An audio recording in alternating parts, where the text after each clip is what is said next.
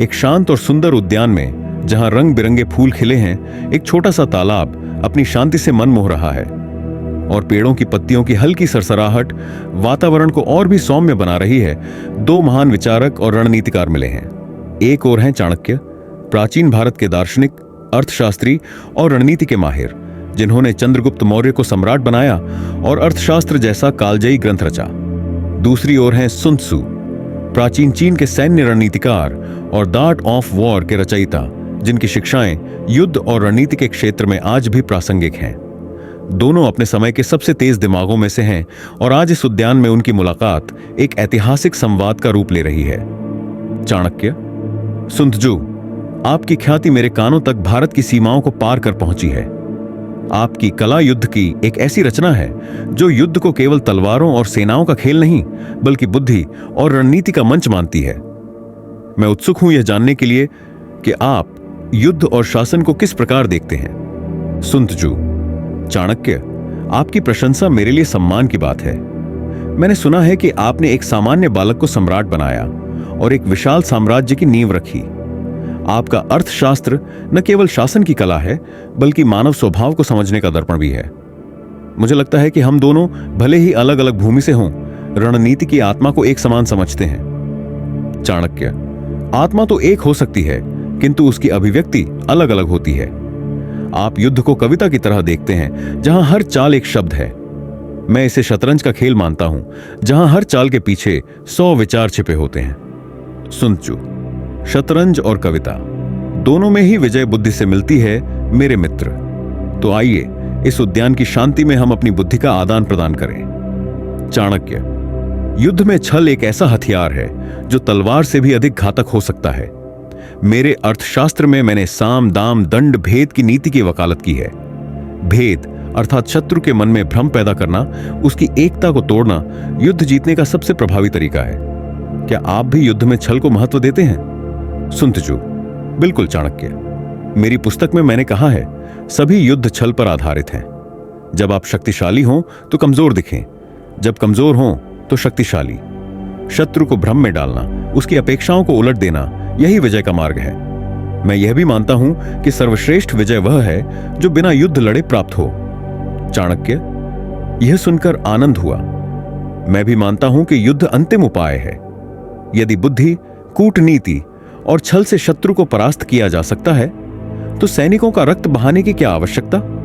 एक बार मैंने एक शत्रु राजा को केवल अफवाहों के जाल में उलझाकर परास्त कर दिया था। क्या आपके पास भी कोई ऐसा उदाहरण है? सुंतजू: एक बार एक छोटे से राज्य ने मेरे स्वामी के विरुद्ध युद्ध की धमकी दी थी। मैंने अपने सैनिकों को रात में हजारों मशालें जलाने का आदेश दिया, जिससे शत्रु को हमारी सेना विशाल प्रतीत हुई। भयभीत होकर उसने बिना युद्ध के आत्मसमर्पण कर दिया। यह छल की शक्ति है। चाणक्य: यह तो मेरे मन की बात है। शत्रु का मन जीत लेना उसकी तलवार तोड़ने से अधिक प्रभावी है। सुंतजू: युद्ध में सूचना ही सबसे बड़ा हथियार है। मैंने लिखा है, यदि आप शत्रु को और स्वयं को जानते हैं तो आपको 100 युद्धों में भी पराजय का भय नहीं होगा। गुप्तचर जो शत्रु की योजनाओं, उसकी सेना की स्थिति और उसके मनोबल की जानकारी लाते हैं, वे युद्ध के असली नायक होते हैं। चाणक्य, आपने मेरे हृदय की बात छू ली। मेरे अर्थशास्त्र में गुप्तचरों को राज्य की आंखें और कान कहा गया है। मैंने अपने गुप्तचरों को न केवल शत्रु के शिविरों में, बल्कि अपने ही दरबार में भी तैनात किया था, ताकि विश्वासघात की कोई संभावना न रहे। क्या आप भी अपने गुप्तचरों को इतना महत्व देते हैं? सुंतजू: निश्चित रूप से।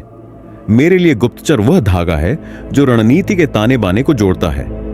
एक बार मेरे गुप्तचरों ने शत्रु के सेनापति की कमजोरी का पता लगाया। वह अपनी पत्नी के प्रति अत्यधिक आसक्त था। हमने उसकी पत्नी के अपहरण की झूठी खबर फैलाई और वह अपनी सेना को छोड़कर भाग खड़ा हुआ। चाणक्य: यह तो बुद्धि की पराकाष्ठा है। मैंने भी एक बार अपने गुप्तचरों के माध्यम से शत्रु के खजाने की स्थिति का पता लगाया और उसके सहयोगी राज्यों को धन का प्रलोभन देकर अपने पक्ष में कर लिया। सूचना वह शक्ति है जो युद्ध को युद्ध क्षेत्र से पहले ही जीत लेती है। चाणक्य: एक नेता वह चरवाहा है जो अपनी प्रजा को सही मार्ग दिखाता है। मेरे लिए एक आदर्श नेता वही है जो कठोर हो किंतु न्यायी, जो अपनी प्रजा की भलाई को सर्वोपरि माने और जो आवश्यकता पड़ने पर क्रूरता भी दिखा सके। आप नेतृत्व को कैसे देखते हैं? सुंतजू, मेरे लिए एक नेता वह है जो अपनी सेना के हृदय को समझता हो। वह न केवल रणनीति बनाता है बल्कि अपने सैनिकों में विश्वास और उत्साह भी जगाता है।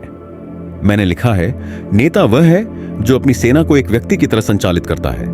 यदि सैनिक अपने नेता पर विश्वास करते हैं तो वे असंभव को भी संभव कर दिखाते हैं। चाणक्य, आपकी बात सत्य है। मैंने चंद्रगुप्त को सिखाया था कि एक नेता का पहला कर्तव्य अपनी प्रजा का विश्वास जीतना है।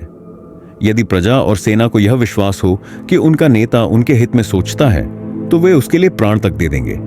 किंतु मैं यह भी मानता हूं कि नेता को समय समय पर भय का उपयोग करना चाहिए ताकि अनुशासन बना रहे। सुंतजू, भय और प्रेम दोनों का संतुलन आवश्यक है। मैंने कहा है कि एक नेता को अपनी सेना के साथ ऐसा व्यवहार करना चाहिए जैसे वह अपने बच्चों के साथ करता है, किंतु साथ ही उसे इतना कठोर भी होना चाहिए कि वह उन्हें युद्ध के लिए प्रेरित कर सके। चाणक्य, सुंतजू, आपकी शिक्षाएं युद्ध की कला पर केंद्रित हैं। आप युद्ध को एक कविता की तरह देखते हैं जहां हर पंक्ति का उद्देश्य विजय है, किंतु मैं शासन को अधिक महत्व देता हूं। युद्ध तो क्षणिक है, किंतु एक साम्राज्य का निर्माण और उसका संचालन दीर्घकालिक है। मेरे लिए रणनीति का उद्देश्य केवल युद्ध जीतना नहीं बल्कि एक स्थायी और समृद्ध राज्य की स्थापना करना है। सुंतजू, हल्के असहमति के स्वर में। चाणक्य, मैं आपकी बात से पूर्णतः सहमत नहीं हूं। युद्ध और शासन एक ही सिक्के के दो पहलू हैं। यदि राज्य युद्ध में कमजोर है तो उसका शासन भी चरमरा जाएगा। मेरी शिक्षाएं युद्ध पर केंद्रित हो सकती हैं, किंतु उनका उद्देश्य केवल विजय नहीं बल्कि शांति की स्थापना भी है। मैंने लिखा है, सर्वश्रेष्ठ रणनीति वह है जो शत्रु की योजना को बिना युद्ध के नष्ट कर दे। चाणक्य, किंतु शांति की स्थापना के लिए केवल युद्ध की रणनीति पर्याप्त नहीं है। एक राज्य को चलाने के लिए अर्थ कूटनीति और सामाजिक व्यवस्था का समन्वय आवश्यक है। मेरे अर्थशास्त्र में मैंने कर संग्रह, व्यापार और प्रजा की भलाई के लिए नीतियां बनाई हैं। युद्ध तो केवल एक साधन है, लक्ष्य नहीं।